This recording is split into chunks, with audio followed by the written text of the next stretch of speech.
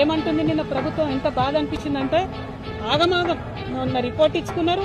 రేపు 4వ తారీఖు నాడు పొద్దున క్యాబినెట్ పెడతారట. ఎంతసేపు క్యాబినెట్ లో చర్చ? ఇంత పెద్ద విషయం మీద కేవలం గంట సేపు చర్చ. తర్వాత వెంటనే అసెంబ్లీలో ఏం చేస్తున్నారు?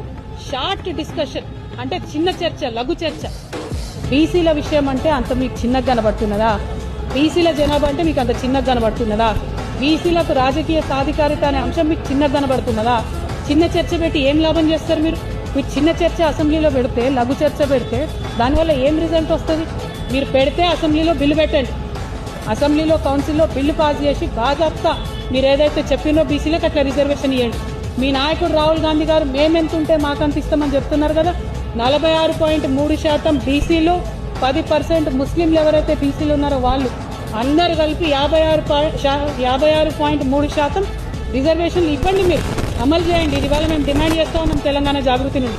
ఎందుకోసం ఈ డిమాండ్ చేస్తున్నామంటే మేమెంతో మాకంతే అని చెప్పి దేశమంతా రాజ్యాంగం పట్టుకొని తిరిగే మీ రాహుల్ గాంధీ గారు బీసీల విషయంకి వచ్చే వరకు ఎందుకు వెనక్కిపోతుంది? మీరు ఇదే మోసం కర్ణాటకలో చేసిండు, ఇదే మోసం మీరు బీహార్లో చేసిండు, ఇదే మళ్ళీ మీరు తెలంగాణలో రిపీట్ చేసే ప్రయత్నం చేస్తున్నారు. కానీ మర్చిపోకండి, తెలంగాణ బీసీలు చైతన్యవంతమైనటువంటి బిడ్డలు. తెలంగాణ బీసీలకు తోడుగా ఇవాళ యావత్ తెలంగాణ సమాజం నిలబడింది.